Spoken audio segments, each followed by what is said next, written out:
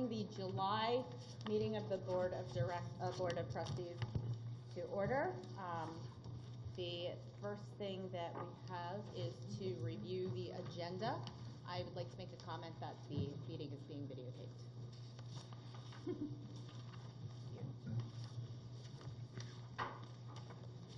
Are there any questions on the agenda? We're going to add just a few additional statements from Dr. McCleary. Can we take a look at the June board meeting minutes?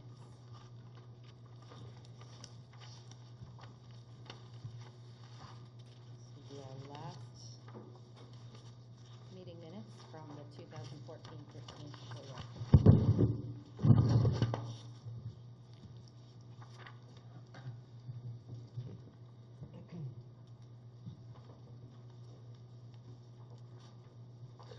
A question on the minutes and for public comment. Do we normally sort of capture what the gist of public comment is? Is that a past practice? Yeah. I don't know. Is that what we normally do? Okay.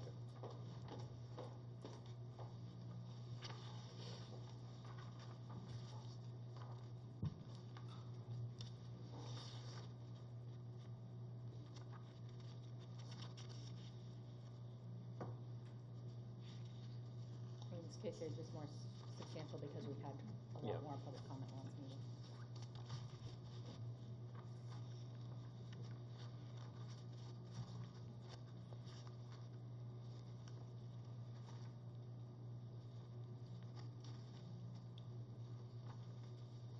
If there are no questions, then I will entertain a motion to approve these. I'd like to make the motion to approve the meeting minutes as presented. I'll second. Okay. Roger made a motion to approve, and Mike seconded. All in favor? Opposed? Oh, I would like to make a comment. Liz has officially been approved by Dees, so you are a voting member. So, welcome aboard. Yes, good thing I should have. So welcome. Thank you. There was no public comment. Liz, you're first up on the agenda. You'd like to give a brief update. At this time, I actually don't have an update, but I will. I'm planning to meet with the parents before the August meeting, so I'll have an update at that time. Great. Mrs. Bowen, faculty update. Yeah, we're on vacation. I don't really have an update. Because you're on vacation. I'm sorry? Because you're on vacation. We're on vacation. And sleeping late every day. I'm enjoying it. I just, I guess, would like to say that we were, Dr. McCleary, most people got that letter today in the mail about the new principal and assistant principal. Dr. McCleary sent that out to faculty through email a couple of days ago, so we knew that that was coming. We appreciated that. I'm hoping tonight that there will be an update on other sort of hiring, sort of where we stand and open positions and things like that. So that's what the faculty's all Twitter about. Great. Not literally on Twitter.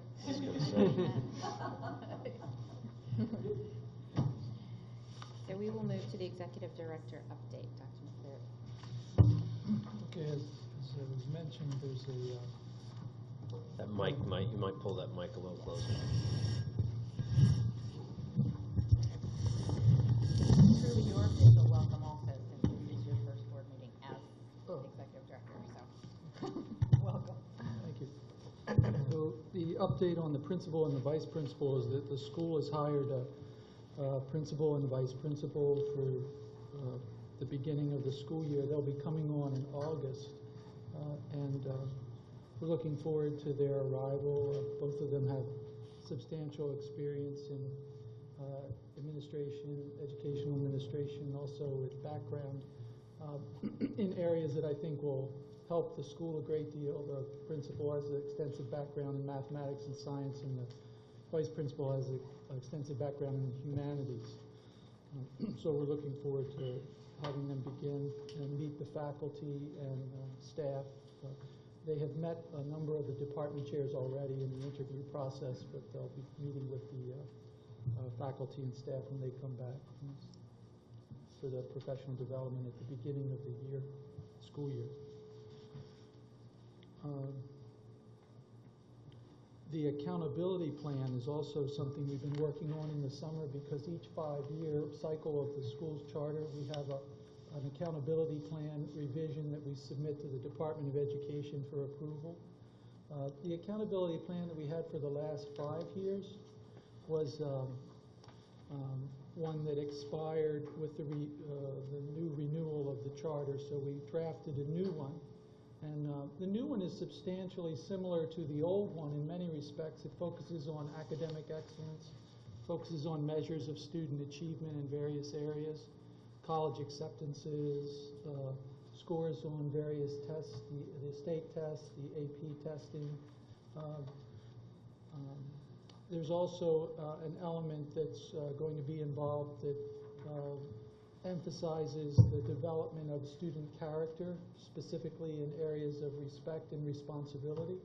Those two values have been something I know that have been highlighted in the school's student life in the past. I was speaking with a number of faculty when I first arrived, and those terms came up a number of times. And so we're trying to incorporate some of that back into the accountability plan to highlight that as an important part of the life of the students in the school. The accountability plan generally flows from the school's charter. And the school's charter, obviously, the emphasis is on academic excellence, and specifically in the areas of math and science. But also there's an emphasis on developing the students' personal responsibility as they grow in their time at the school, so that they can be good professionals and good members of society, good citizens. So that's an element we've included. Another document that the school has to produce each year is the annual report. And the annual report is a document that reports out on the school's progress on the accountability plan, and also the school's progress in what essentially are the 3 areas that charter schools are held accountable, and that is faithfulness to the school's original charter, academic progress, and financial sustainability. And so typically the annual report includes an update on how the school's doing on its academics through the accountability plan, a section on the faithfulness to the charter, and then a financial report that is included as well to make sure we're keeping good stewardship of the school's finances. So those are 2 documents that the board is looking at. The annual report is something the board looks at before we send it in. It's typically the responsibility of the administration to get that ready and send it in. The accountability plan is actually approved by the board every 5 years, since it's basically the structure on which the annual report will be drawn up. I was also asked to say a few words about the progress on the... Actually, before you move up on that, do we have any questions about the accountability plan? This was circulated. I actually do. Yeah. Sure. So, for my own education, as well as anybody else who is new and might, so Dr. McCleary already answered one question, which is the accountability plan gets done, as I understand it, every 5 years along with the recharter. Right. Or the initial charter in the case of our initial charter. And so it remains essentially unchanged. It is part of the charter renewal. And so in theory, we don't change the accountability plan for those 5 years. Is that a correct statement? That's right. Okay. The accountability plan has a series of objectives and measures, and those measures are how we're going to measure our progress towards the objectives. And so those measures, because they're part of the accountability plan, also would tend to they would not change during the 5 years, correct? That's right. Okay. And the measures are what are reported out against each year in the annual report. In the annual report, which gets to the next one.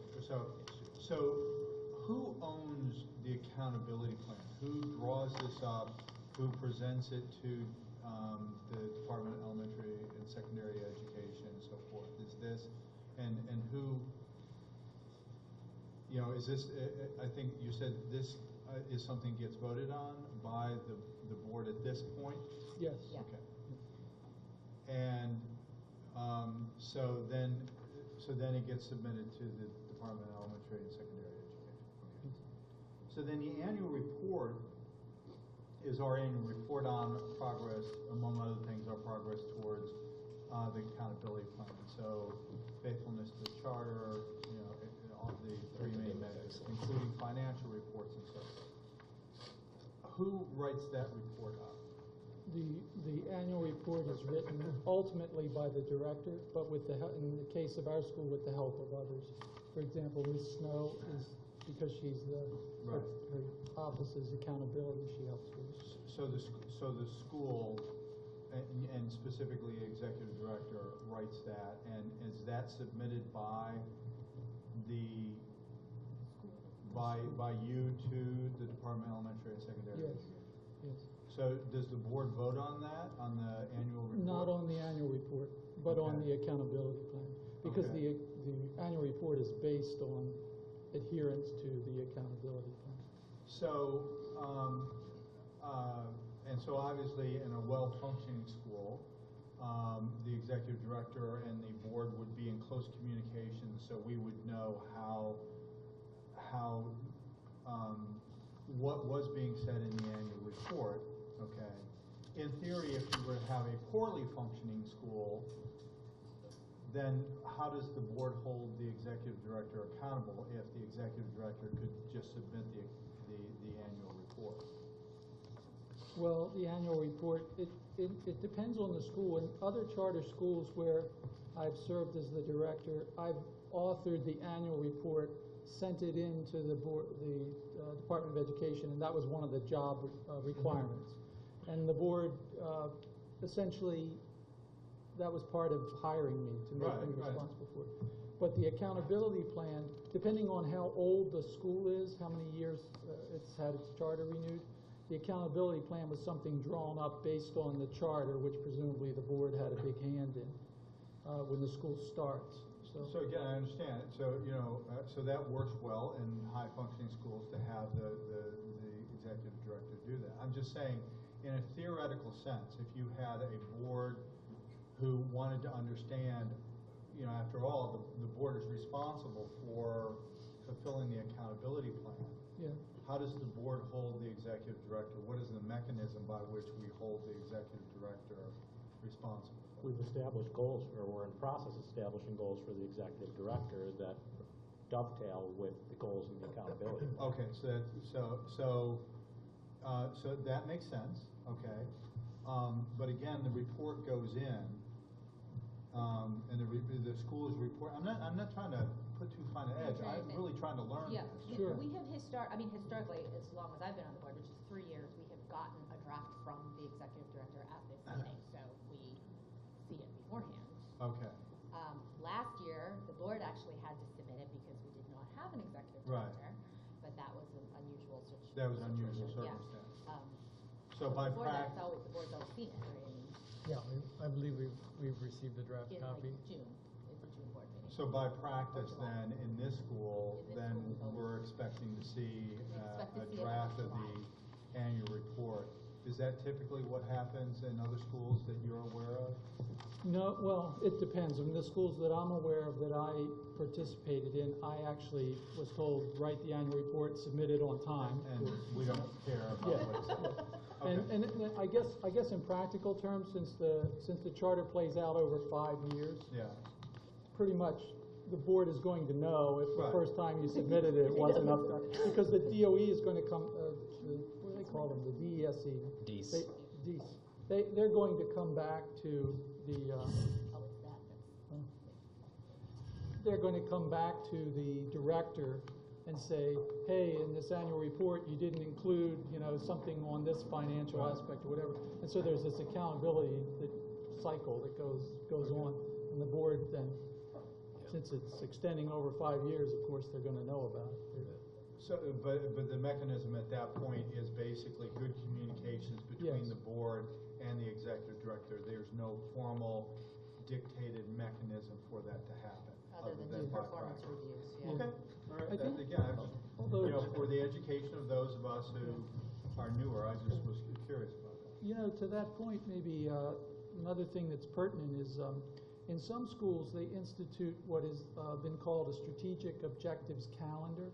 And so the board has that. And it's basically tied to the various facets of the accountability plan. So, for example, suppose there are 5 objectives on the accountability plan with different measures.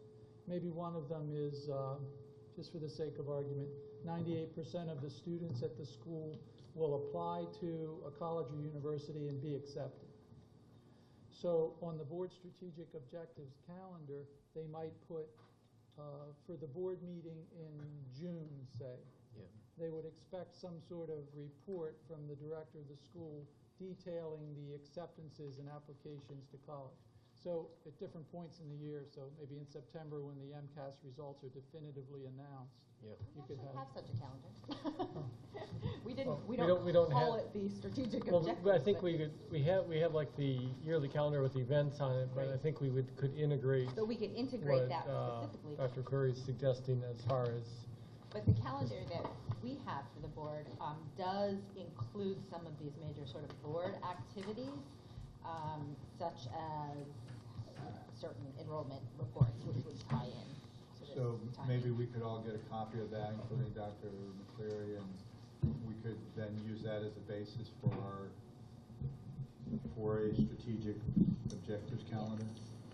Yeah, governance committee has traditionally owned this, so it's probably in meeting minutes somewhere, but yes. Oh, it's in meeting minutes? Yeah. but And it's maybe, way- do but we it's add something that we dates? should- Should we add due dates? There are dates to- on here? It On is. the accountability plan, are there dates? I'm No. wondering if we No, should there are add not those dates on towards here. No, but we those can- measures. Generally, it's a tool that the board uses for its own Yeah. reference, but it doesn't have to be included with what's sent to the We put a department. date on our calendar. Okay. That's really For on the each one of board these, side. yeah. Yeah. It's an internal working Yeah, document. It's an internal working document, so I think this is the sort of document that I would really like to have on board on track, so we always have it, so we don't have to be looking through the Sounds great. minutes. All right, that was my main question. Thank you for your The only, indulgence. are we going to talk about the accountability plan? Yeah, I have a couple questions. Yeah, we can talk about, do you have it? Oh, I sent it. I think it would be worthwhile just so people can understand what's in it. Go ahead, Jess. So I have a couple questions. My first one is, I know that our charter was renewed already. So why does the accountability plan update come after we're already renewed? Do you know what I That's mean? how it always is. It, so- so our The charter ren- renewal wasn't conditional upon this accountability No. plan? No, it's just once you have your renewal, you're given the renewal for the next 5 years, then you have to draw up specifically how you're going to meet Your charter. the mission in the charter. Okay. My other questions are kind of particular. Specific? Yeah, yeah. Could I add just one comment to her question? I think the logic being is that your charter renewal will have information that is necessary for the accountability. Okay. Would that be a? Yeah, I guess in some cases it could, but the charter renewal is seamless in the sense that what's reported out on for this year's annual report is the previous accountability plan. And this accountability plan will be what's reported out on going into July of next year. So it continues rolling forward. I think the idea in the way that the department set up these accountability plans, at least initially, was to make sure that there were some specific measures that schools could tie to their charter. And then over the years, there has been some, as commissioners change and come and go in the department, then the focus can shift a little bit. Well, we'd like you to focus a little more on this, but ideally, in an ideal world, the charter school is supposed to have a significant level of autonomy in establishing its objectives because it has its own charter and presumably understands that charter well. That's what it should be. So for example, this year's accountability plan, or this draft of it is very different, not very different, the measures are the same, but how it's summarized is different than it has been in the past, and that's just the nature of the change in commissioner and how they want to see it. So, they give guidelines for how they want to see, what they want to see and how they want to see it. I think it's a great document, and it really, there's a lot of fact-based measures that will be on it, like previous years. The one that I guess I question a little bit is the measure around responsibility as a requirement for future success. It says basically that teachers are going to rank students from 1 to 10, and the aggregate of that is going to be 7 or higher in terms of a student's responsibility. I mean, Yeah. is there going to be sort of a pretty clear guidelines of what a 1 and a 6 is, and is there going to be any pressure on the teachers to make sure we get to 7 on those measures? Or That's a very good question. I've done this in other schools, and I think the big picture idea is that by including something like respect and responsibility in an accountability plan, you highlight that those are important aspects of character that you want to develop and you want to pay Yeah. attention to. Yeah.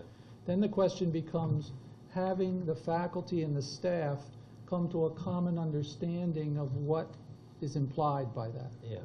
So I think in general terms, it achieves the goal of highlighting that these are important because we're focusing on them and we're It's actually listed. Yeah. You're getting some sort of grade, if you will. Yeah. Obviously, it doesn't go on your transcript for college. It's not. It's an internal sort of grade. Yeah. And so I think the goal would be to tie that grade together with the development of the faculty on these ideas and to have discussions about, Yeah. well, what are we looking for, in concrete detail. So, for example, responsibility. I could imagine I'm teaching a class every day, and a student is habitually late for class, or isn't prepared, doesn't have the books, or doesn't have the notebooks. Well, that's a level of responsibility you're trying to develop. Mhm. So maybe this can be sort of a way of promoting that. So, Yeah. you get that feedback. So you say you got a 6 for responsibility, you can have a discussion with a teacher. Well, why did I get a 6? Well, you didn't come with your notebooks and your homework for, Yeah. Yeah. 3 out of 4 weeks. It seems like, I guess my question would be, is another measure would be, are we actually trying to teach it? So is it somehow integrated into aspects of the curriculum? Yeah. To me, that would feel like, I'd rather measure that we're trying to teach it than teachers are sort of scoring their students in a certain way, because it's sort of undefined in terms of what that score means. So what would a measure look like if you were? Well, that it's. I mean, so yeah. I share, first off, I share your concern. Yeah. Your question Yeah. about is this going to be pressing people to rate 7? But, when I asked Dr. McCleary about it, he was explaining his rationale behind it, and I guess I came to sort of understand that, the benefit in this is a conversation among Yeah, the yeah. members of the administration, the teachers, and something, so that. Well, we're measuring not it, just- right, we're and not so just people are going to rating- work on it. We're not just rating towards the 7. Yeah. But you bring up a good point, that there might be other ways of measuring that. Yeah. How would you measure that we were teaching that? We're teaching it, right? We Okay. could measure How that would you it's measure that? part of the curriculum, and that teachers are completing that piece of the curriculum on an annual basis. So- Just a suggestion. No, what I'm saying is, so if you were to say we're teaching it, then you have to define what that meant. That's That, curriculum. Everybody's getting a class, X number of 5 hours, 10 hours, Okay, yeah. there you go. So some of my questions are about this particular thing as well. In the past, I think 2 years now, we've done a grade and an effort grade. So is this 1 to 10 going to replace that effort grade that we've had on the report cards? Is this an additional or is it an instead of? Well, I would be in favor of replacing the effort grade with it, but I think that's a discussion that we could have at a faculty, meeting and determine it. Since I just arrived, I'm not familiar with how the effort grade has worked or how it is, whether it's been effective, what people think of it. Right. I know I So, remember. yeah, and I was going to add, for the effort grade, we do have rubrics for that, and Yeah. there's a different rubric for the lower school than there is for the upper school, and we do have that written out. So perhaps, I think that's like a 1 to a 4, so we could perhaps take some of that language and adapt it to a 1 to a 10. Yeah. And so that teachers have sort of a sense of what, we're all on the same page, what a 7 looks like, what a 1 looks like. The other question I have about this, though, is by putting this measure into this is sort of a new thing, putting in this 1 to 10, are we locking ourselves into this for 5 years by having this on the accountability plan? Like, what if we put this in and then it doesn't work, or we don't like it? Well, it's pretty much, yeah, it would be in there. If it's in there for the 5 years, it would be in there. I mean, it's possible to change it. You know, it would be conceivable. I could, ask the DOE if we can substitute, or if next year, if we find we want to use a different scale, we could do that. There's precedent, is what I'm trying to say, for doing that. Does it? But We've also amended we it in just the say past, I we think. decided to change it. Yeah. We decided not to do this. You know, I mean, it's. So that you're allowed to do that? Yeah, I think the Department of Education frowns on doing that too much. I mean, there can be a back and forth about things and a tweaking, but obviously if you're setting up this as your plan, they want you to adhere to it for the most part. But yes, the answer is yes, you could. It's great work. Besides the, sort of unrelated question, but, so we've added the measure of responsibility and respect, which I think, it's a great goal for the students to learn that. Could you talk about what's different in the other objectives from the past plan? Have the measures changed? Are they predominantly the same? They look very similar to me, but Yeah. we don't have a delta graph. Okay, which one do you want to do first? Roger. Why don't we do first, yeah. Rogers, and then I'll. Yeah, I'm Okay, so wondering if mine it is substantially the same. It differs in several respects. One is that there are fewer objectives than there were before, and that was at the request of the Department of Education. They wanted schools to have fewer objectives rather than more. And so I think the last time we had Yeah, a lot more than this. somewhere on the order of maybe 10. I can't remember because I don't have it in front of me. But now we have, as far as objectives, 1, 2, 3, 10. 4, We have 5. 10. Oh. So 5 objectives and 10 measures. and the measures, Okay. yeah, and there are It was number 11 objectives and 23 measures. I Yeah. think it was. which also struck me as a bit busy, too much, and so they pushed us in that direction as well. As far as the details of the measures, in some cases they asked us to increase them. So, for example, if we were getting in the past, say, Oh, well, there's the 9. MCAS one, right, that you gave me as an example. Yeah, at least 98% of upper school students will score at the advanced proficient level in ELA, math, and science. I believe the last one was 95%. So they're asking us to move, to reach for something higher. Now, there was a back and forth that went on in this regard because, you reach the point of diminishing returns when you get toward perfection. You don't, you can only get so. I like to use the analogy, if I'm running the 100-yard dash in 10 seconds, it's going to be a lot of work to get the 9.9 whatever. But if I'm running it in 4 minutes, I can make considerable growth. Yeah.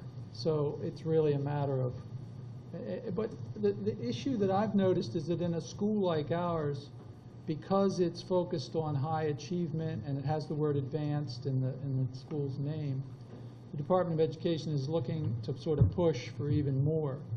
And so I think it's that's sort of a process of negotiation where we go back and forth.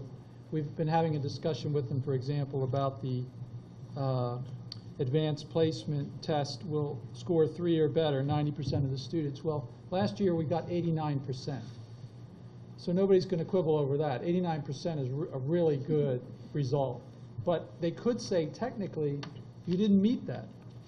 Yeah, we were 1% below, but still, look at the state averages, look at everybody else. By their, we're still doing very well. So I guess that's where you have these kinds of discussions with the department about, well, in other words, when they come and review us, they're not going to say, well, you didn't meet that, you're 1% off. They're not going to. Well, they will technically. Technically, Yeah. they will, but they're the one both pushing us to raise it and then holding us accountable for not I meeting mean, it. at some point, it crowds out other areas of achievement, right? When it's all about test scores, right? you have to put more and more effort in, it crowds out the other things you want your students to be doing, right? Yeah, I guess it becomes a balance. Yeah.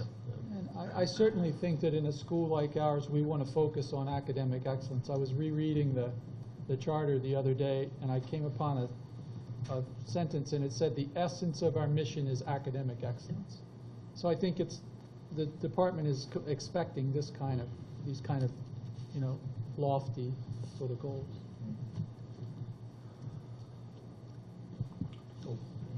I think maybe That- back to Roger's question then.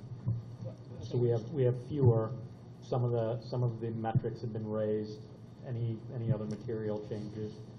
Well, there's the one we were just talking about Right. with respect and responsibility. Hosting an annual educators exchange for teachers and administrators from other schools, that's a dissemination objective. I believe in the past that we've had, I know we've had exchanges with other schools. I don't know if we've hosted actual people coming to the school on a specific day for Yeah, that's Not right. that I'm aware of. I believe I think it's it's similar great. to what we've done, but it's not It- exactly. it- I don't the- think we've In the ever had it past, in the it's been more, accountability plan. Yeah, it's been a more informal, individual teachers or departments reaching out, or in one-to-one context, but I think this is a great objective and really helps us meet our goal of dissemination.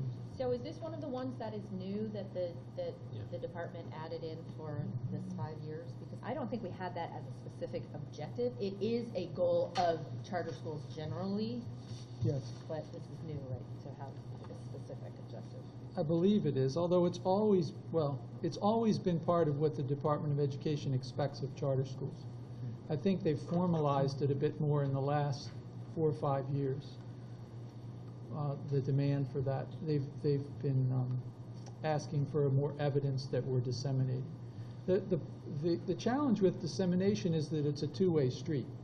So, for example, if we were to send out invitations to all the local schools that we're having this, and people don't come, well then,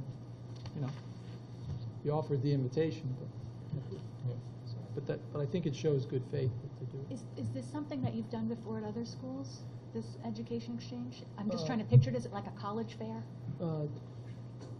No, I haven't done this at other schools. The dissemination has more been of the sort where we would have meetings at third-party locations where people would exchange ideas. But I think the idea behind this would be to have the invitation sent out, and on that day, have members of our staff and administration available at a certain time to meet with these folks, maybe in a place like the cafeteria, and exchange ideas, have them give them tours of the school, show them various classes that they might be interested in observing if they're teaching that subject, talk about curriculum. So 2 years ago, McAuliffe did something like this, or they may do it annually, but McAuliffe certainly did it 2 years ago. I know people from Amsacs did. So, In Framingham. yeah.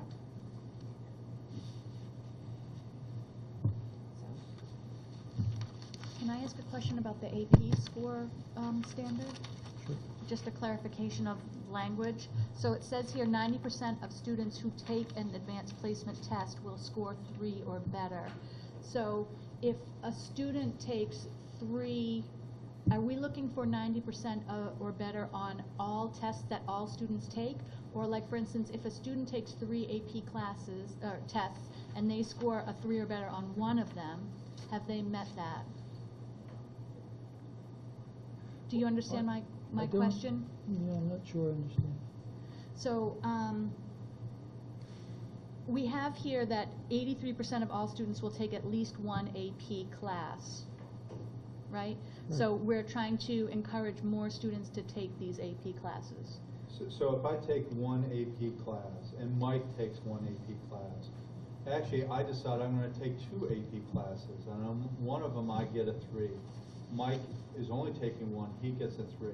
I took extra AP classes. Now, do I meet that? Because I took 1, I got a 3. I also happen to take 2 others. Is that just what you're talking about? Yeah. Oh, and you didn't get You got a 1. And you got a But 2 you got on a 3 on at least one of them. Right. So as one student, I have 90% of all the students have scored at least a 3 or higher once, but that doesn't mean they've scored a 3 or higher on every test that they've taken. Right, that's right. Yeah, it's taken in the aggregate. So I think what Jess is asking, that's a great question. It's If just the Mike wording is If unclear. Mike takes one class, he gets a 3. I take 3 classes because I'm encouraged, I'd like to take 3. In one of them, I got a 3, okay, but the other 2 I didn't. Okay, am I counted then as having Is met that 100% measure? or is that 50%? I think it's Because I two took at different- least one, and I got a 3 on that one at least that I took. I'm although pretty I- sure that's how it's calculated. This is exactly the same wording as how is in our current accountability plan. And I don't exactly remember, but I remember asking this last year, and I think it ended up being, it made sense to me then that it was students.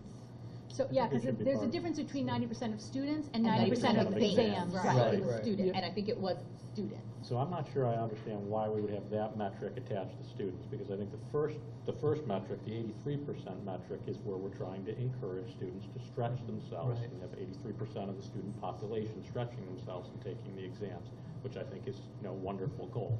But we shouldn't have people taking the exams that are only scoring ones and twos. If we're gonna have people doing an AP class, we wanna see success in the AP class. So it would seem to me that this measure should be of the success on the exam. See, I disagree Yeah. with you, Tom, because I have students who take my AP class and they are stretching themselves. They're taking that class and that is a valuable experience for them. And I know from the very beginning of the class that it is going to be very difficult for them to get a 3, which is a passing score. I teach AP government. The pass rate nationally is about 48%.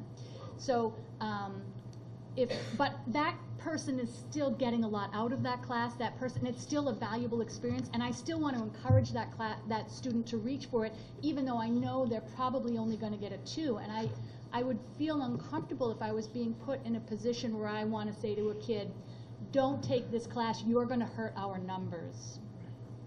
So would Well, it make? somebody, well, I guess one of those, if the kid takes more than one class, somebody's gonna be in that boat then, right? If we're trying to encourage people to take AP classes, I think that's the first metric, is the 83%.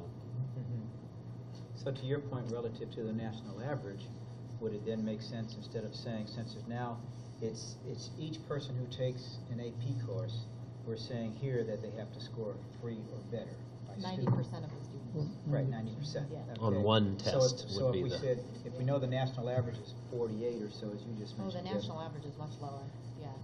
Well, it depends on the subject. So the national average varies by, so the calculus national average is much higher than the French average. Do you know what I'm saying? Because I'm thinking, would it make sense then to, instead of 90% of students, have a lower number so that we're not discouraging students from taking the class because they don't get a 3 or better, to your point? But this has nothing to do with the students. It Well, says it says the word 90% of students, so there's something to students do with the who students. take the No, but it has advanced nothing to rate. do with discouraging students. This is just, our measure. This is a goal for the school, Right. but it's not one that the students are going to be actively looking at when they're, Yeah, son is maybe that's deciding the- whether he wants to, what his schedule's gonna look like in the fall. Yeah, the He's not students are looking not- at this. They're not looking at this. The school is looking at it. So the students do what they do, and then we're trying to get to this level. Maybe I don't understand. How would this discourage the students? Well, I don't know if it will discourage students or not, but what it does do is it could put me as a teacher in the position where you've been in my class all year, and I say to you, don't take this exam, you're only going to get a 2. Why would you say that? Because I don't want my 90% to get wrecked. Why would you say that to a student? And I think that's the point, is the student should be encouraged, and this is a metric of the school, not a metric of you as an individual teacher. Yeah, if I can just clarify, I think it may be worthwhile speaking to these various metrics. How are they ultimately used? Are individual teachers potentially judged on them? No. So if they aren't, then the concern I think, Jess, you're raising shouldn't be an issue. right? Because you're not going to be held accountable for meeting these numbers. It's just. But we as a school want to measure our The school results. is trying to aspire to these high levels of academic achievement. And so the Department of Education says, well, give us some ways you're going to show us that you're achieving high academically. And I disagree. Every year, we're gonna put up the little bar graph, and we're Yeah. gonna have it at our annual meeting, and it's gonna say, you know, here's the calculus scores, here's the That's AP right. government We should scores. have that Right. discussion. Make it. And then, I mean, you might not be specifically saying Jessica Bowen didn't meet this, but it's gonna be implicit that I am not meeting this target. Have I'm you- certainly gonna be judged by that. I don't know that you can say that. I mean, you know, until someone starts judging you towards that, and you've got the executive director who said that's not gonna be a metric, okay? Well, it's not, I guess the Department of Education isn't asking what any particular teacher's doing, they're just asking what the school is doing. So maybe, I mean, you know, I'm open to discussion about it if you want. This is that. It came from, we had something similar in the previous accountability plan. And so. I'm pretty sure you it's know, exactly that number. Yeah, It was just, 989, you know, yeah. as coming into the school, I thought, well, the best thing to do is if we performed well on those metrics, well, let's just keep doing what we're doing well and try to build on it. Yeah, I like both these measures. I think one is incenting students to stretch, and the other is driving the excellence that you said. I do think we should take students out of the second measure, but do we know where we are today? 89. 89. Oh, but 89 in aggregate, but It was so 89 exams or 89 students? Students. 89% of exams or 89% of students? I think It's in the 89%. annual report, yeah.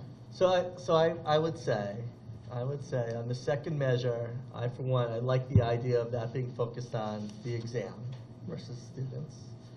I think that it's probably okay for us to start thinking about how do we report out? Do we report out at the calculus level, or do we report out in aggregate? So if you look at all the number of exams that were taken, and what is, you know, what percent are 3 or higher, or are we going to report out at the different? I think if we were Course level. So do you know that answer? I have Yeah, some but follow-ups. I believe we haven't done it at the exam level, it's just all. Okay, so that addresses Jess's question. So I think, so for me, We've always gotten a report of the pass levels of all the different exams. Right, that's right. You may Yeah. get that, but that's not what we're giving to the department. That's not what we're interested in giving to the department. We're just telling them the big picture. so in that They don't respect. care, they don't care who got what on calculus. They don't, but the board will see that, and the school community will see that. That's a Well- good thing. Perhaps they will. I'm not but- saying it's a bad thing. I want to be clear about that. I think that Mike's suggestion that we should just, we should make sure that 90% of all scores on all AP tests are 3 or above, because it sort of solves both of these questions. A student is now going. It's a much more That's- rigorous standard. that's I a agree. rigorous I standard. That's a think much that higher is not what standard. I would We need to recommend. go back and see what the metric was. Yeah. Well, if we move it to number of exams, the percentage should go down, Yes. but I mean, it would take the heat off the teacher in your instance where students. That would presume there's heat there. Well, but Nobody- I think the heat that you're applying to yourself, right? Right, so Potentially. Yeah, if we, give it the if we pass. left it at students, once a student has taken their first AP and Got they a score a 3. 3 or a Yeah, better, they're good. then they're kind of free to take any exams That's and score a 2. the academic freedom that we want to Right. give them. Well, Yeah, I you just know, wanted to make, I just was asking for Yeah. clarity of So language. Yeah, the I purpose of agree. the accountability plan is not to sit here and worry about heat. I think Dr. McCleary said, it's to aspire to academic excellence. And we should be setting high standards and trying to stretch towards them. Yeah, But I don't know how to, I'm sorry, I don't know how to measure this metric. So I don't know if the student's taking 5 exams or is taking 2 exams.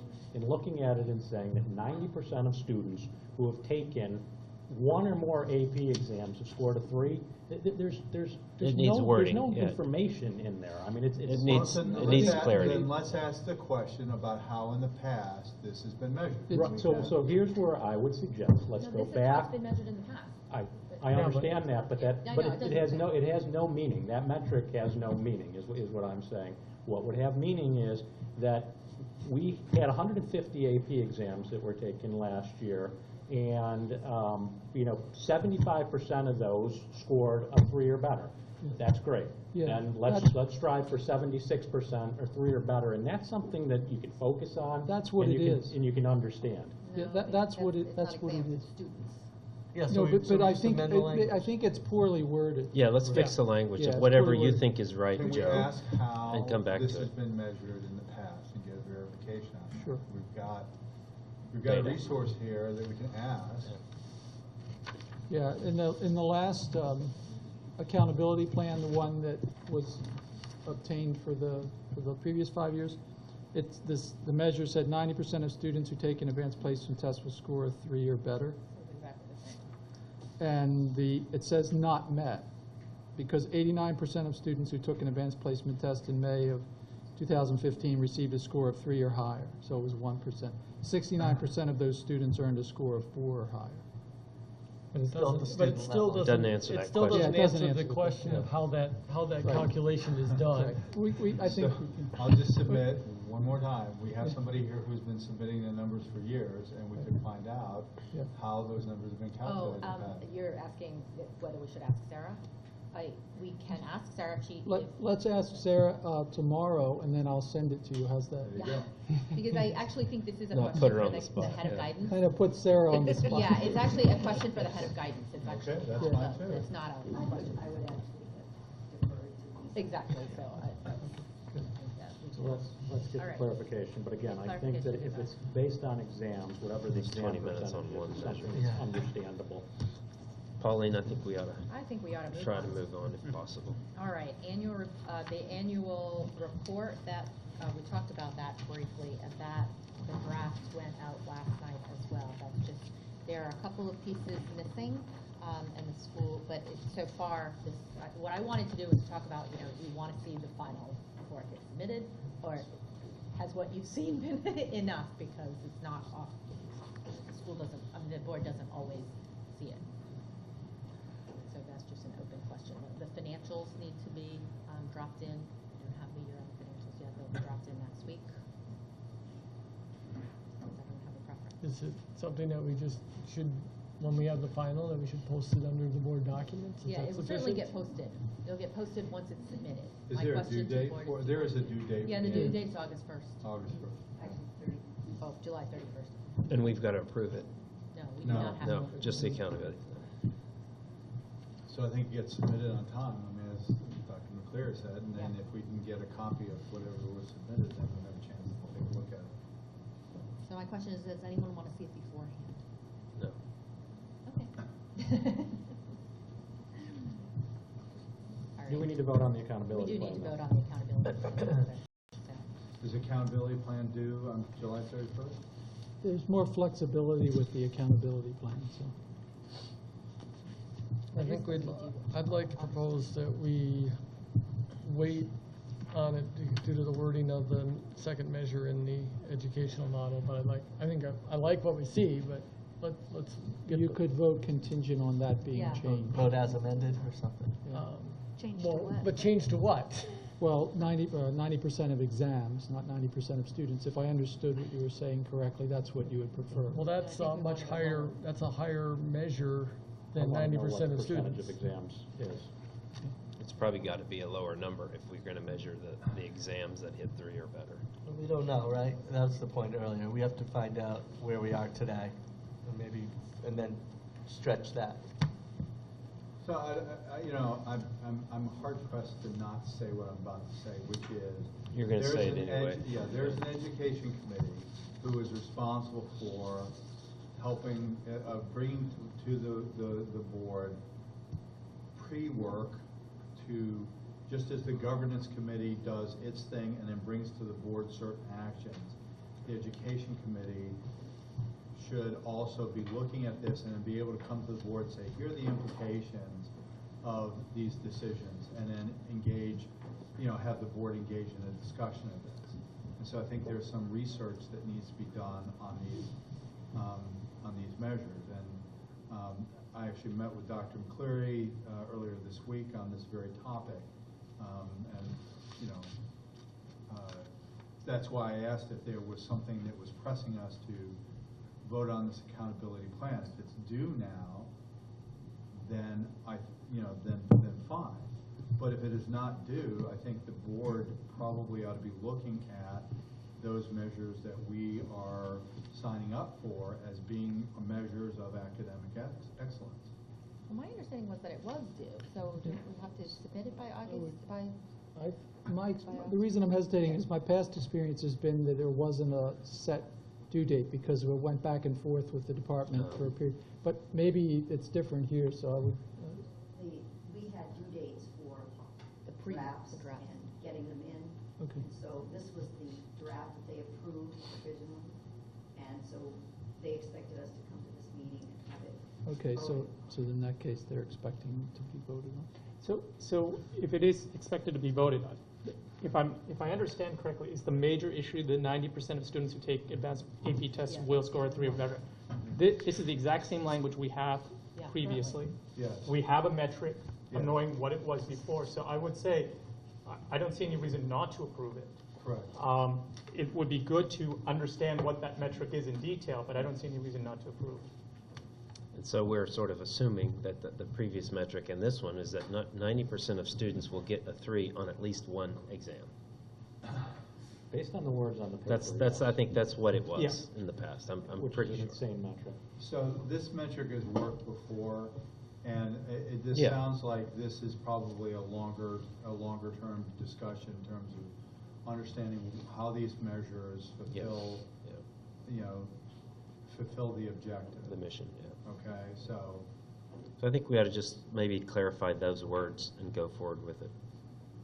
That So- 90% of students will receive a 3 or higher on at least one exam. I think that would have. That's the clarity that If that's what the metric If is. that's- There Yeah. seems to be some confusion on whether that's actually what we're measuring or not. That's what we'll have to get And clarity. if we're tweaking it, that should also include a time frame. So over my 4 years of high school, is it me getting a 3 or better It's on annually. Ever. Every year. This is ever or the- 1 year? Every year. Well, this Every would be year. the Every year. collective student body For the year. for that year. Yeah. the measures for that year. Yeah. It's for a year. Yeah. That's true.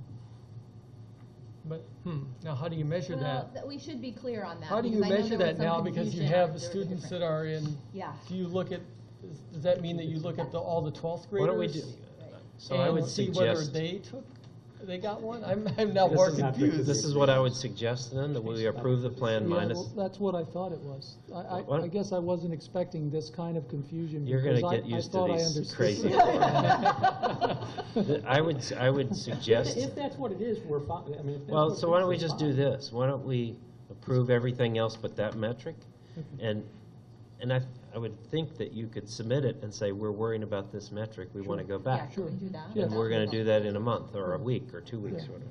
Yeah, the Department of Education is not completely unreasonable. Yeah, so let's just, let's, They understand. Unreasonable. Well, I would even Not go like as the far board. as to say that the measure, the way the measure is described here, let's just take it and out our for now. actual calculation, the calculation could be a local policy, we still have this measure that we've committed to. Let's just vote on everything but that, No, that's wrong. and then And come then we back can to amend it. Let's vote on the whole thing. Yeah, Why not vote on the whole I thing? would that we vote on the whole thing. I would agree voting on the whole thing because we already know this is the This same is what it language was as last before. year, We exactly. may want to amend this to clarify that language going forward, and we know the metric is reasonable based on past performance. Yeah, I'd but make a it- motion to approve the accountability I- plan I- as I- written. Second, I second, yeah. no, I got it first. And there can be discussion, There Roger. can be discussion. Okay, there's still. discussion. My question is, do we have the ability to amend this, or is this locked in, or is this locked in stone for 5 years? We can amend it. We covered that when we were talking about the effort grade, not effort grade, but the responsibility 1 through 10 score below. So we can amend it, we can also define Clarify, yeah. Further define, locally yeah. in a clearer language how the calculation is made. How we do Right. it, yeah. Okay? How we've done it in the past and also how we will do it going forward. So there's a motion on the floor. That answers my question. Okay, so There's a there is a motion on- motion on the floor. Second. So all in favor? Against? Thank you.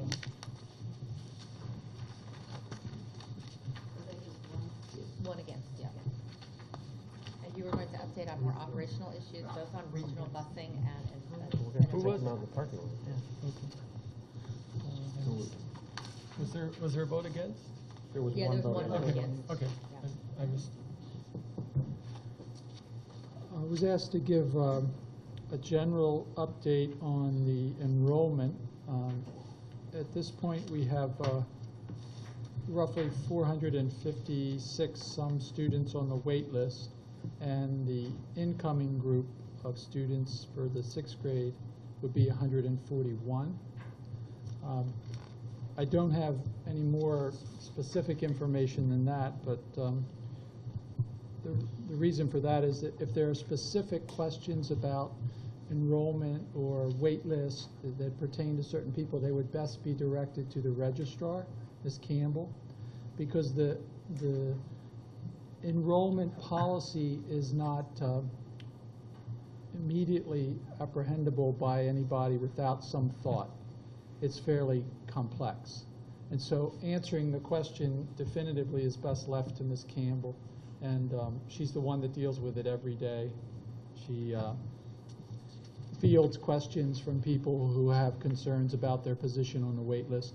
One of the challenges that she faces is that sometimes people who are trying to get their child into the school will take the simple fact that the last piece of information they have is that their child was X number on the wait list, and then they do a calculation in their mind and figure, well, okay, I think now my child should be up for enrollment. But what they don't realize is that other people on the wait list who have been accepted may have siblings, and then that prioritizes those siblings and changes your place on the wait list. And this is something that's fluid, that happens all the time. And so sometimes if somebody has an assumption that it's a simple sort of numerical situation where you just keep moving down on the wait list and nothing changes, they're not taking into account important factors like siblings, that there's a new wait list every year, that we don't hold a wait list over from year to year. Those are just two factors, but there are more. So that's the reason why I would emphasize that to know anything about specific children or communities, it's best to talk with the registrar to get an accurate piece of information. I do have a couple of questions. Has a decision been made on how large that 6th grade class is going to be? Is there a target that we're trying to shoot for? The target is in the vicinity of 140. But that's something, again, that the reason I say in the vicinity is because people can accept a place at the school and then not show up. Right. Or retract, say they're not interested. And depending on at what time they do that, Ms. Campbell tries to get people to confirm. But No, I one guess thing what I was saying is... We do in September ask the school to provide a detailed report because that's when school has started. Correct, I understand that as well. What I'm saying is we have a certain maximum capacity. And I was wondering, based on our projection of attrition, we may take X number. We have some latitude in how big that 6th grade class is going to be based on the overall enrollment of the school as well as what we think attrition will be. There's been change in that, Ken. It used to be we had the belief that if we are capped at 966, we could enroll 1,000. But we were corrected our understanding of that, and they're trying to get us back to, in a reasonable amount of time, to never exceed that cap. And so that I wasn't asking so much about. I was just asking simply about the target. The other question I have, just if we were to fall below, let's say, 140, which I don't think is likely to happen, but let's say we fell below 140 before the end of August, would we then start taking more people on from the wait list? yes. Okay. So we would be trying to get the 140 as of the first day of school? Yes. Okay, all right, thank you. That's the question. And Tom, did you have a question? My question, just to clarify, with a wait list of over 450 people, do we have any concerns about being able to fill the available 966 seats at the school? No. That's critical, so we're good. Dr. McCleary, do you know if that 140 for the 6th grade is looking at 6 homerooms worth of 6th graders?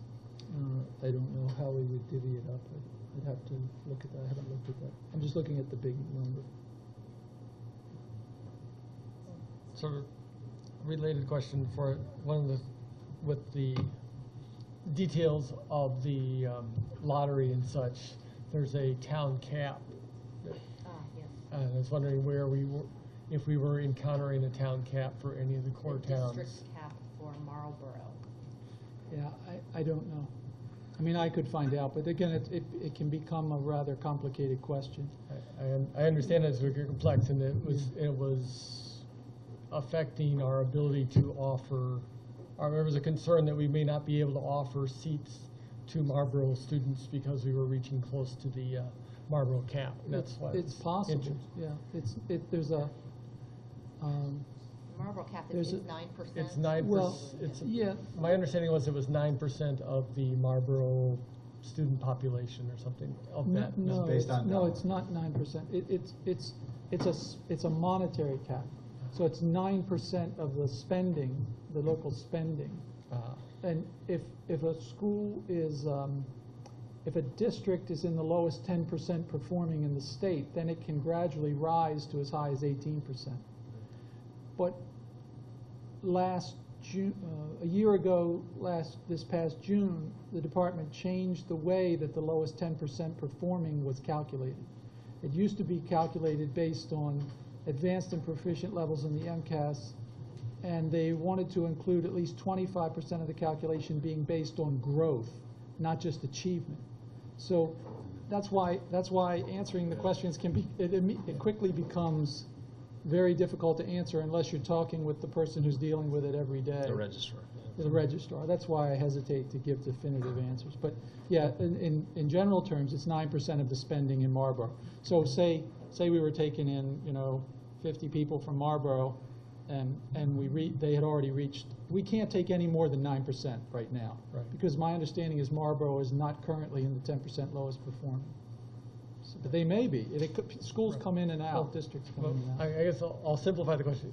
Assuming that Marlboro is not in the low-performing group, Yeah. are we at risk of hitting the Marlboro cap where we can't accept Marlboro students? I don't I don't know. expect to be able to answer that tonight, Yeah, but but that was maybe a a question question that that came would up be in a useful finance to come committee back. earlier, Yeah. that it seems like we were very close. Who's responsible for determining that we've hit the cap? Is that something that the Department of Elementary and Secondary Education comes back and says, okay, you guys have met your cap, and so you can't enroll any more from that district? Or are That's a we good question. responsible for doing that? Well, We don't know their I guess numbers. in practical terms, we are, because if we went over, you wouldn't get paid. So, Check just comes up short. yeah, in Okay. practical terms, it's kind of, it's a joint thing. You keep an eye on it, they let you know, And the way they let you know is your check isn't quite as big as what you thought it was going to be. well, ultimately, that would be the way you would know. Okay. I know when this came up in finance, one of the questions was, how do you calculate that number? Like, how are we supposed to calculate the denominator? I'm not surprised to Right. find out it is an arcane calculation. Yeah. It's D's. Yeah, there- These calculates. yeah. Like, what is the denominator?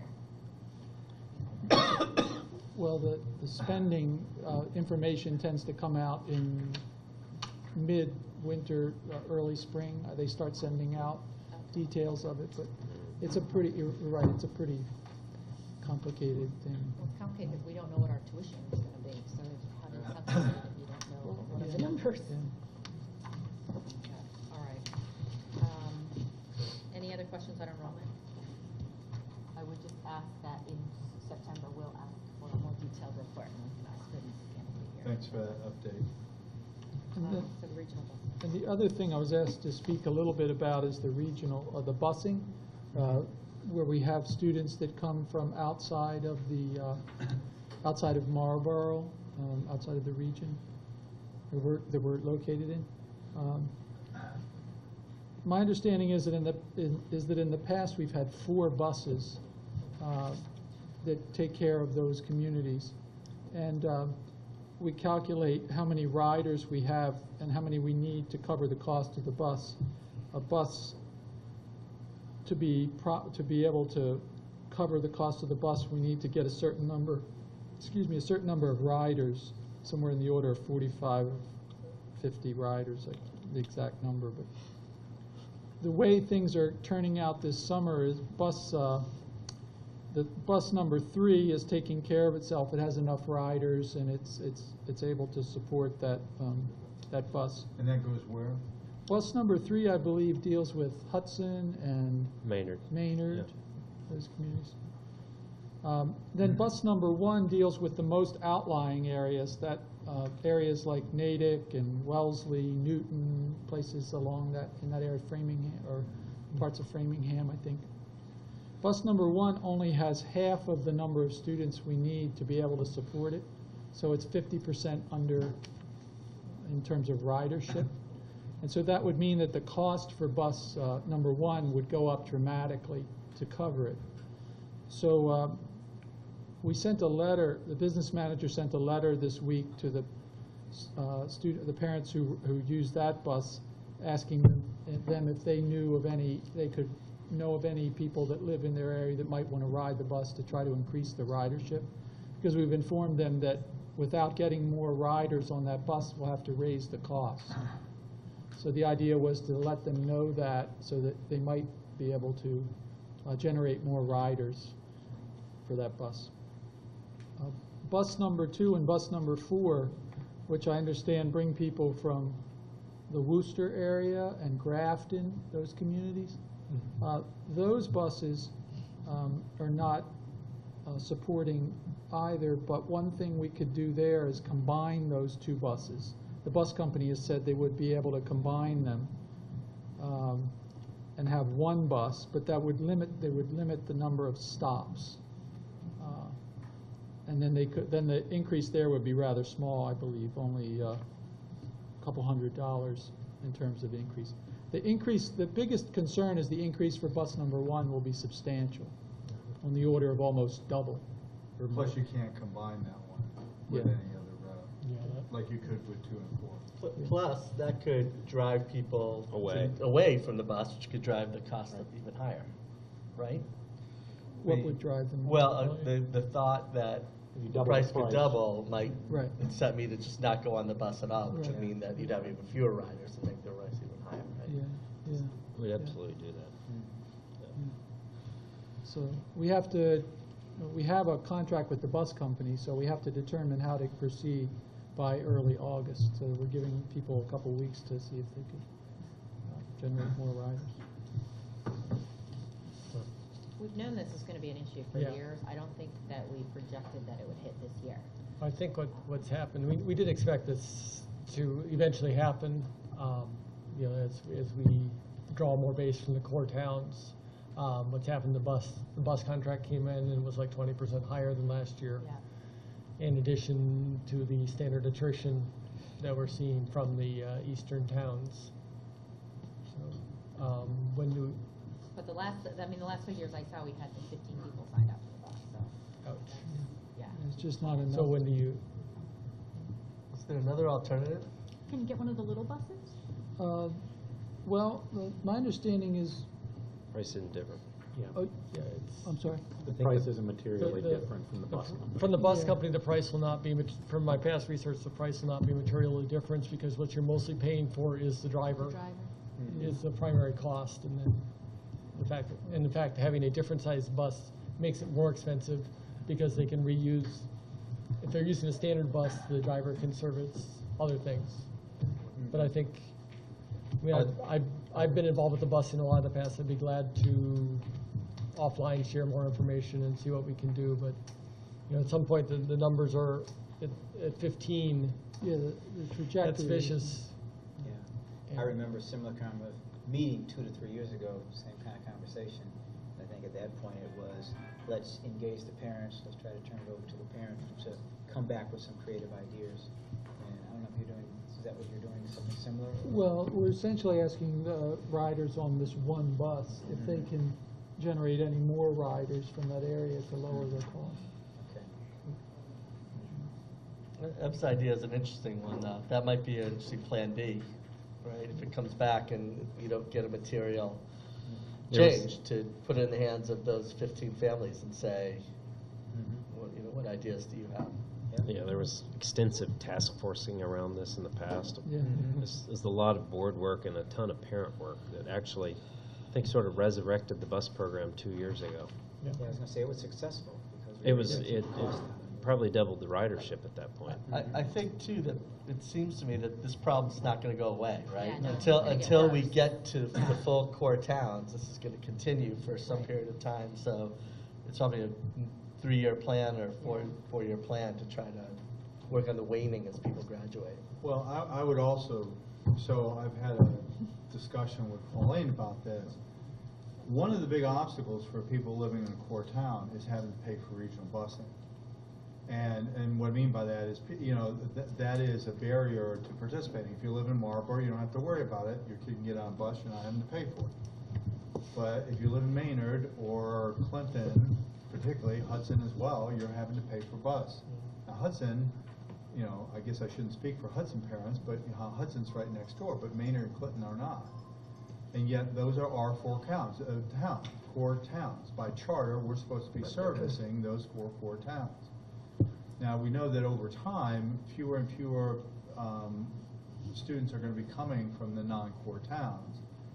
I would like for us to do our best to try to provide regional services we can, and I appreciate the efforts of the administration to do that, because I think a student getting to school without the stress of having to figure out how to get there is a good start for a school day. But we have a responsibility to the 4 core towns to make sure that over the long term that we're, providing, if not free, obviously, at least reasonably priced bus service. And so I had told Pauline I would be glad to meet, to lead an effort to review this. I know Roger did a lion's share of this along with other members. But I'd be glad to do that with towards the objective of looking at overall options that we have, but in particular looking at our long-term solution as the demographics changes. I'm not saying we have to do that starting today, but we're going to have to do this certainly with over the next X number of months. Because you were going to have a plan in place by springtime. So happy to have you on the finance committee since that's where this gets worked out. Are there any other questions for Dr. McCleary? No, again, I would just submit that it should be a multi-year plan. Yes. Yes.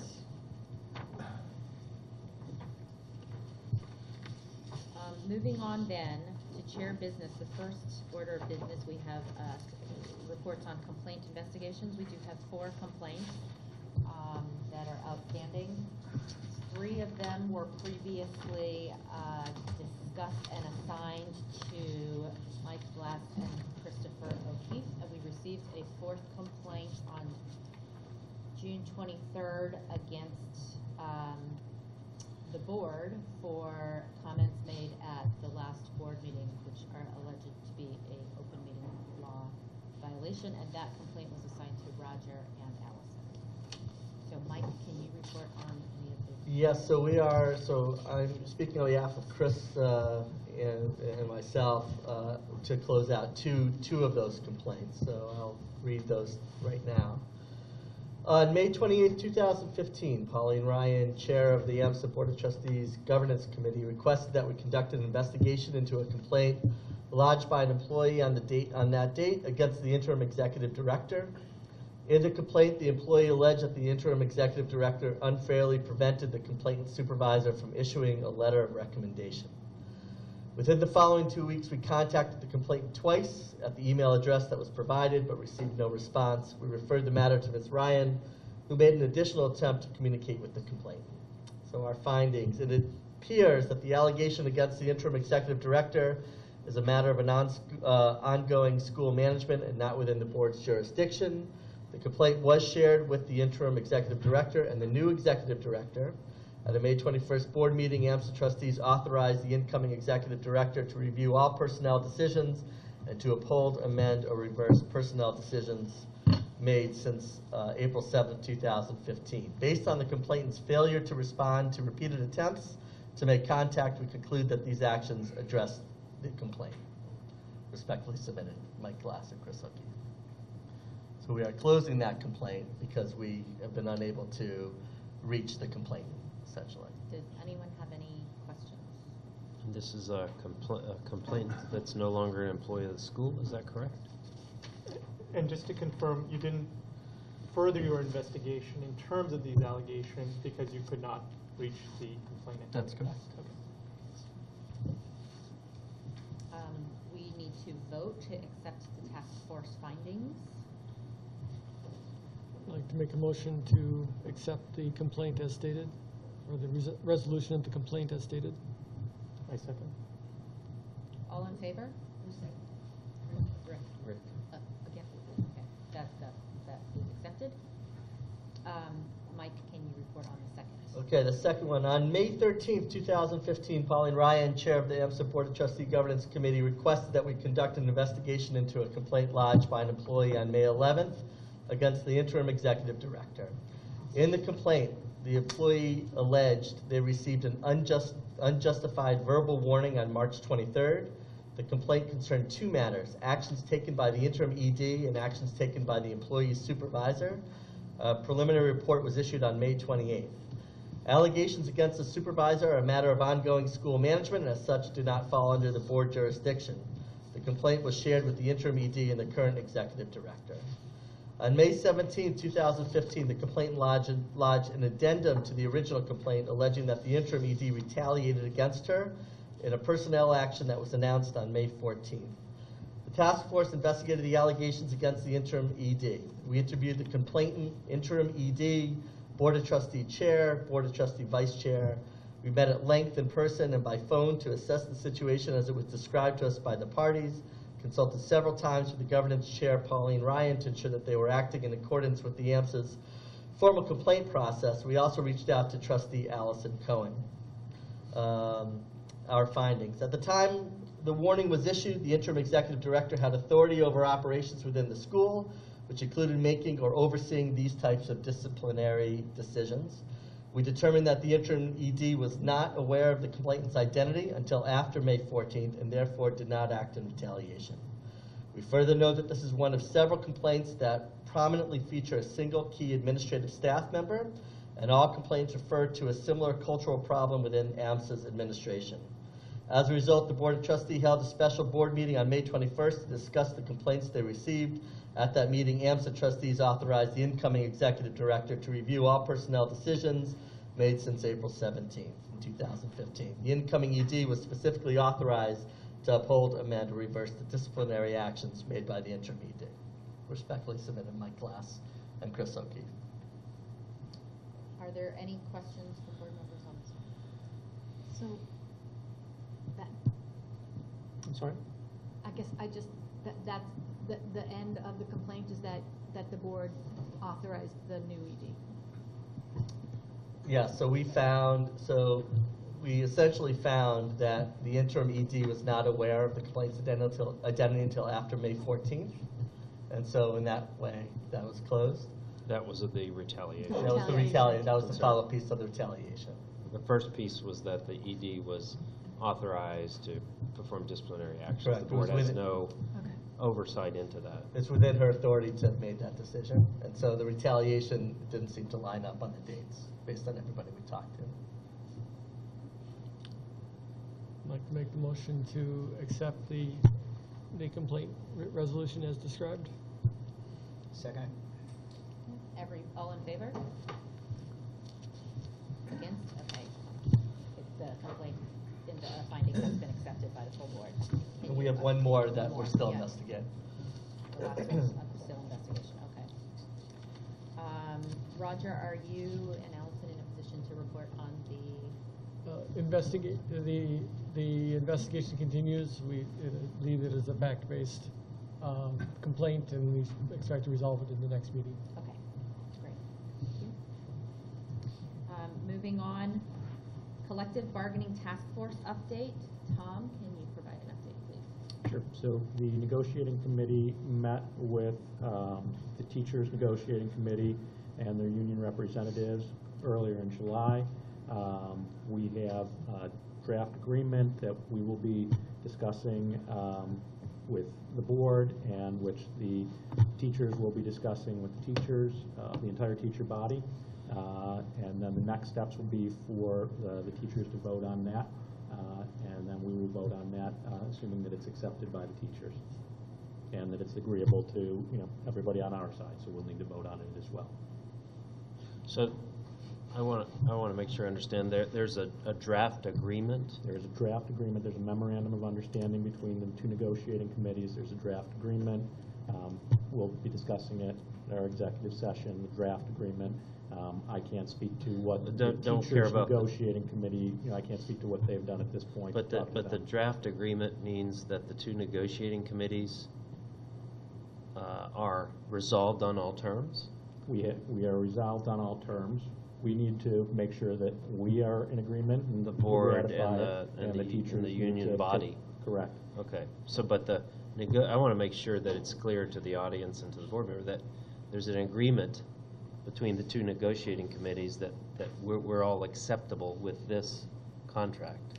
That was acceptable with the two negotiating committees. With the two correct. negotiating committees. Now it goes back out to be ratified. Correct. By the two general bodies. Correct. And given, I don't want to speak for the teachers and the union, but given that we're in the middle of the summer, I think they need to get everybody back together to be able to go over it, and I think that's been difficult over the summer. Okay. So can I ask a follow-up question? So in terms of, as you were mentioning, the memorandum of agreement indicates that both parties agree with the terms of the proposal. The memorandum of understanding, all that does is memorialize that this is what we had talked about in the negotiating session, right? So we write down everything that we talked about in the negotiating session. Nothing was changed behind the scenes. That's what the memorandum of understanding does. It's a formality, is basically what it is. But there is an agreement that has been agreed to between all parties. Okay. All right. So it does imply So also there's a draft contract and a memorandum of understanding that says that the draft contract represents everything that had been discussed and agreed to up until now. And upon signing an MOA, it implies that both parties are in agree with the spirit of the proposal. Correct. Okay. And that they would. That they will then take that to their respective bodies to review. Okay. And does it imply that they would recommend approval of that proposal? It does. Okay. Thank you. It specifically warrants that on both parts. Yes. Okay.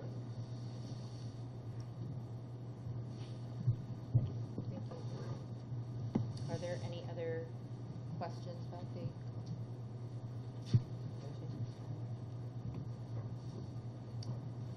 The third-party survey update was supposed to be given by Chris O'Keefe, who unexpectedly had a death in the family, and so as of 3 p.m. he suddenly was not able to make it. So he sent us his overview, and Rick is probably the person who's the next closest to the faculty results, so he's going to give the top line. But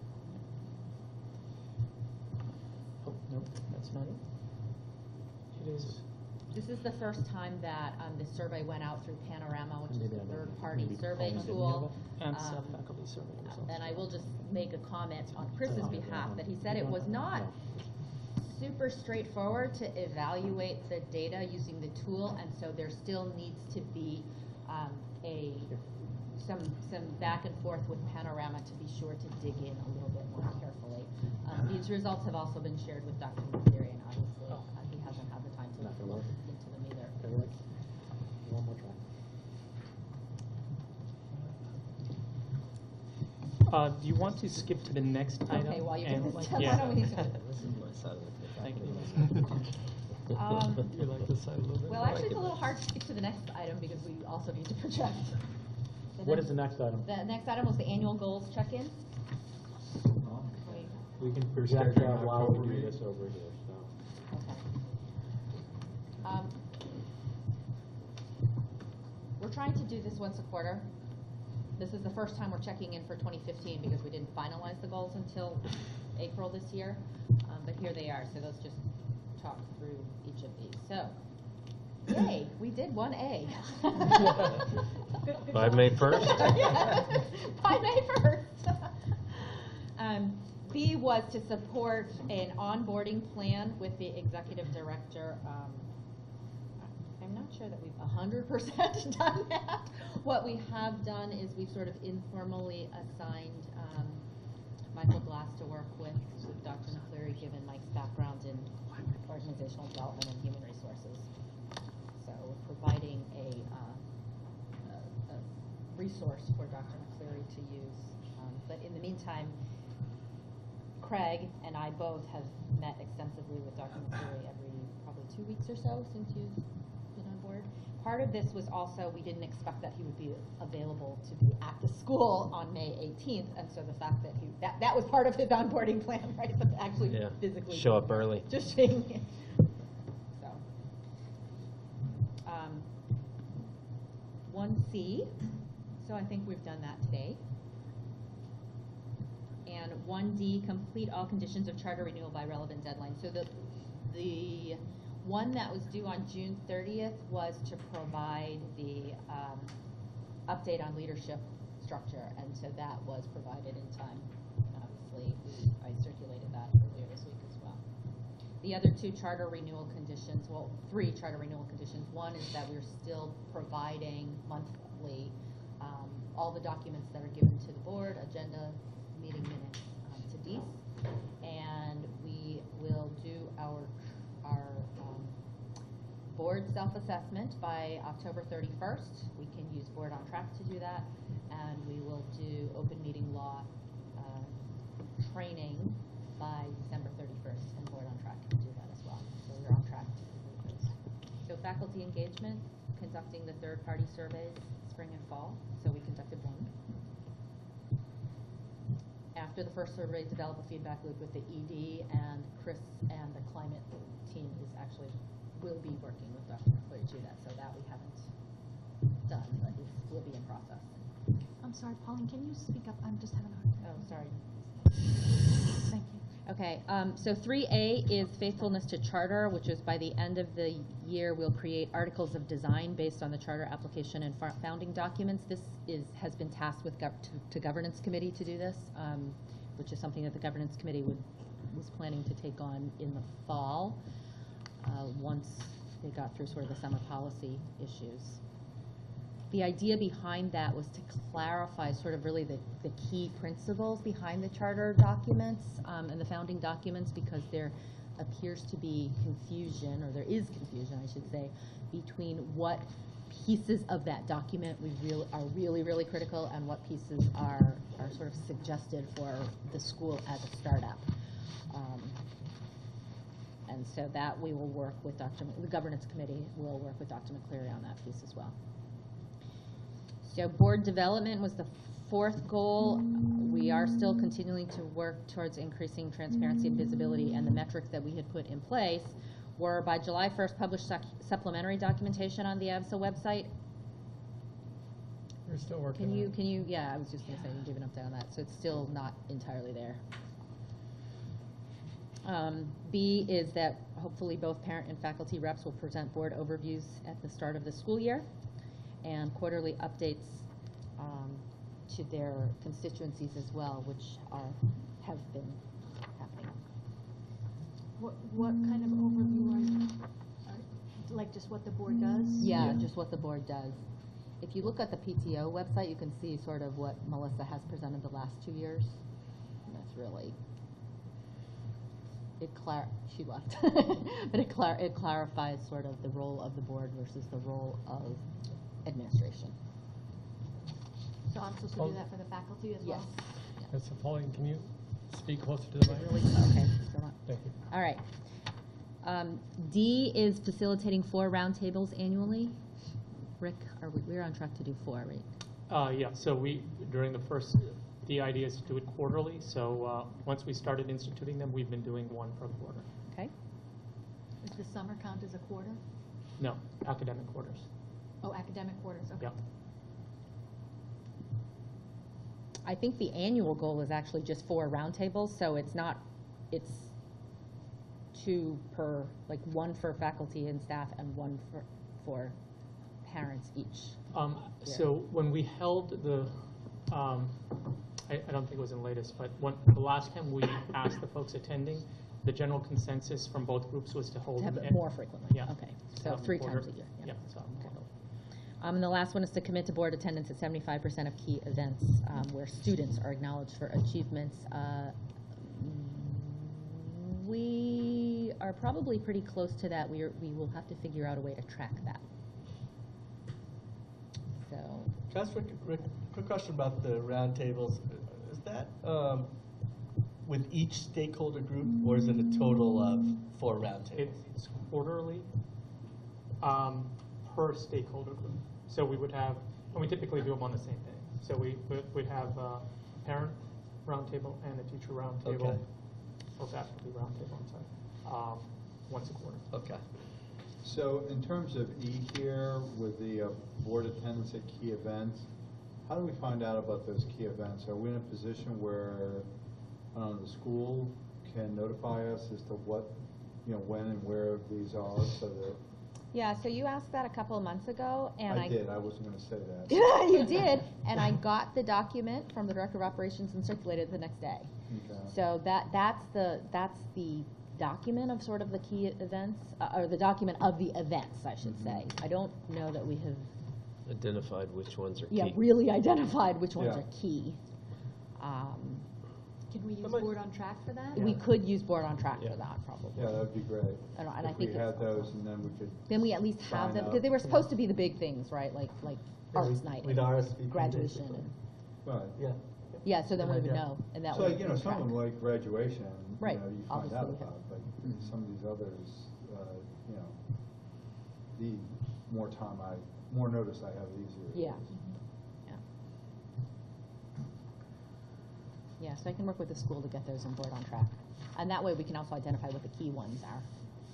Because there's just, that list is so long. It's got many of them. All right, so that All was. the quiz bowl ones are key.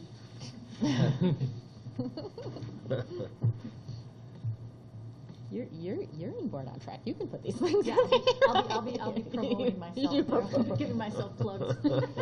Okay, can we go back to the third-party survey after? We can't? Nope, we're going to. Okay. Okay. This guy? Yes. PDF. That is correct. Okay, All great. right.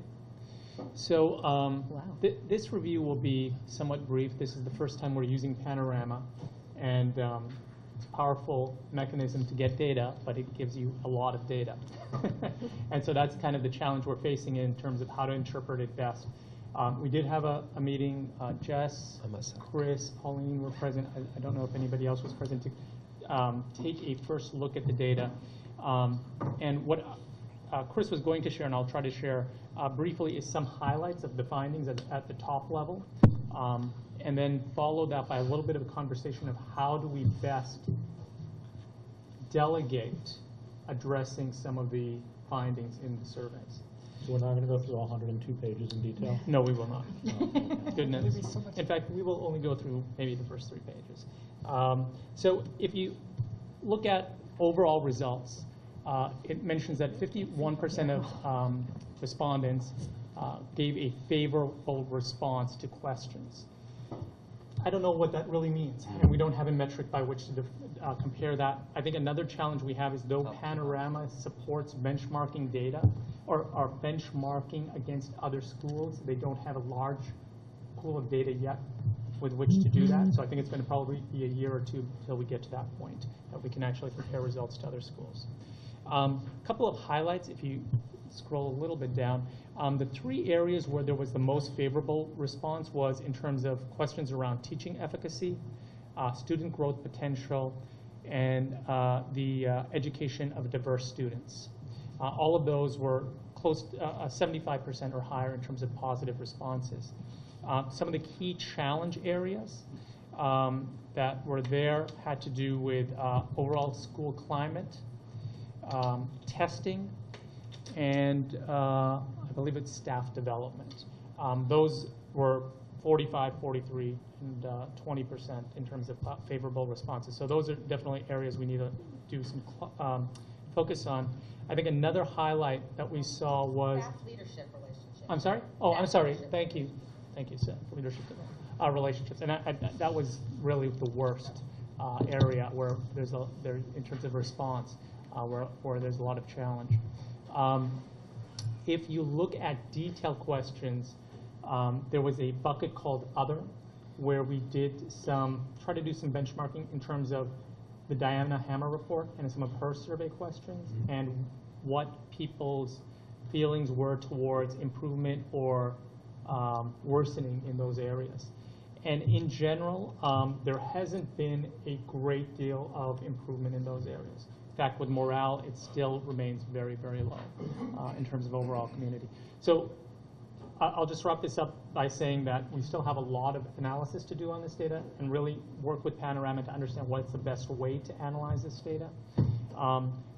Having said that, one thing that may be worth a bit of discussion in terms of the board right now is how should we best deal with these types of results? Because they don't, when we did for example, the Diana Hammer survey, we had a task force, and we still do have a task force around climate, but these questions deal with climate, but many other things, and many which deal with the issues that the administration has to deal with. And so what's the best way of really divvying up the responses, if you will, and how we might want to address them?